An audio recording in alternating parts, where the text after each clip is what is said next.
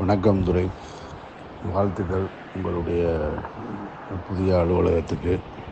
அந்த நிகழ்ச்சிக்கு வர்றதில் ஒன்றும் பெரிய சிக்கல் இல்லை. பட் ஆனால் நான் வருவதை நாம் தமிழர் தம்பியை விரும்புகிறதில்லை.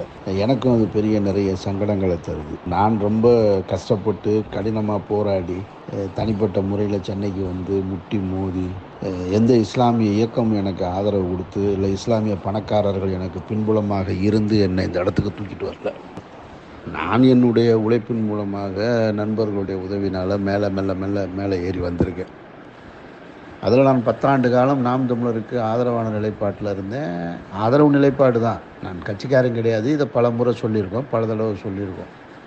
அண்ணன் ஒரு கருத்து சொல்கிறாரு, நம்ம ஒரு கருத்து சொல்கிறோம். பல நேரங்கள் அவர்கிட்டே நான் சொன்னது, நான் உங்களுக்கு இடைஞ்சலாக இருந்துடக்கூடாதுன்னு தானே நான் தூரமாகவே போகிறேன் அப்படின்னு சொன்னது. உறவுகளை வச்சுப்போம்னே அப்படின்னு சொல்லிட்டு தான் வெளியில் வந்தேன். ஆனால் நான் ஏதோ கல்யாண சுந்தரமும் ராஜீவ்காந்தி போலவும் இல்லை இன்னும் பல்வேறு ஆட்கள் போலவும் உங்கள் இயக்கத்துக்கு நான் துரோகம் செஞ்சுட்டு போனதாக நினச்சி அவங்க தொடர்ச்சியாக பேசுகிறது, காணொலிகளை பதிவிடுறது, எனக்கு அது ரொம்ப டயர்டாக இருக்குது.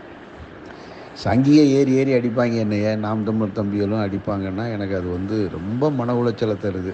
அண்ணன்ட்ட சொன்னால் அண்ணன் என்ன சொல்லுவார், நடைய போடுறா அவங்க ஒரு ஆளுன்னுக்கிட்டு நீ அதெல்லாம் மனசில் வச்சுக்காராம்பார். அவர் அண்ணன் சொல்லிவிட்டு அடுத்த வேலைக்கு போயிடுவார்.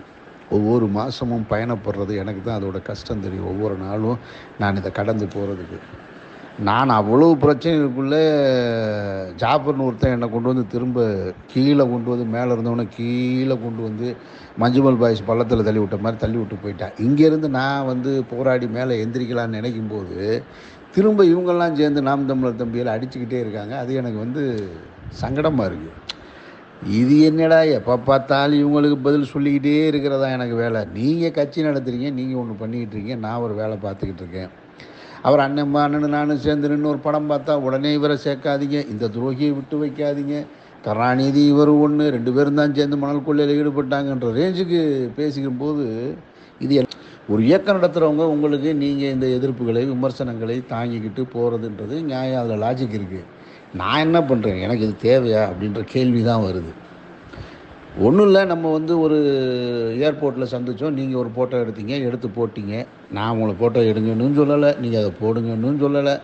நீங்கள் போட்டிங்க, உங்களுக்கு எதிர்ப்பு வந்தது. ஆனால் கடைசியில் துரையே என்ன நிலைப்பாட்டு எடுக்க வேண்டியது இருக்குது, தம்பிகளை சரி செய்வதற்காக என்னையை காயப்படுத்தி தான் வீடியோ போடுறீங்க. அமீர் ஒன்றும் அவ்வளோ பெரிய ஆள் கிடையாது, அவருக்கு ஒன்றும் பெரிய 5000 ஓட்டு கிடையாது, அவருக்கு பின்னாடி இன்னும் இஸ்லாமிய இயக்கங்கள் கிடையாதுன்னு நீங்களும் இப்போ நான் சொன்னதை தான் சொல்கிறீங்க.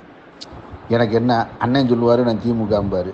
திமுககாரன் என்னை சேர்த்துக்கிட்டு கட்சிக்குள்ளே சேர்த்துக்கிட்டு பொறுப்பு கொடுத்து இல்லை மாதம் வருமானத்துக்கு ஏதாவது ஏற்பாடு பண்ணுறானா? 10 பைசா கிடையாது. மீட்டிங் பெர்மிஷன் வாங்கினா கூட நான் 10 பேர்த்த பிடிச்சி 11ஆவது தான் உதயநிதியை போய் கனெக்ட் பண்ண முடியும். இதுதான் நிஜம். ஆனால் இங்கே இருக்கிறவங்க என்ன சொல்லுவாங்க, அவர் திராவிட இயக்கத்தோட தொடர்பு இருக்கார், அவர் எம்எல்ஏ ஆக போகிறாரு, மந்திரி ஆக போகிறாரு. அப்படிலாம் இருந்தால் தான் போயிருப்பேனே, நான் ஏன் இப்படி உட்காந்துக்கிட்டு இருக்கேன்?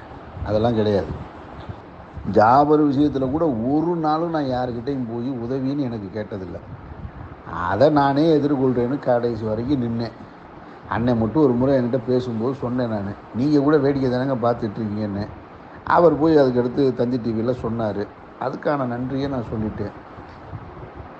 நீங்கள் நாம் தமிழர் கட்சி ஜெயிக்காது, கட்சி சின்னத்தையே காப்பாற்ற முடியாதவன்னு சொன்ன சவுக்கு சங்கருக்கு ஆதரவாக அண்ணன் போய் நிற்கிறாரு. அவனோட பேட்டி கொடுக்குற பெலிக்ஸுக்கு அறிக்கை கொடுக்குறாரு. இதை நான் அண்ணன்டே பல முறை சொல்கிறேன், அண்ணன் நீங்கள் செய்யாதீங்க. அப்போது அப்படி யாரையும் பேச விடக்கூடாதுன்னு சொல்லணும். இன்றைக்கி திருச்சி சிவா எம்பி மையம் நிற்கிறான், படு கேவலமாக பேசுகிறான். அவனோட போய் மல்லு கட்டுறதுக்கு யாருக்கும் முடியாமல் என்னோட மல்லு கட்டி என்ன பண்ண?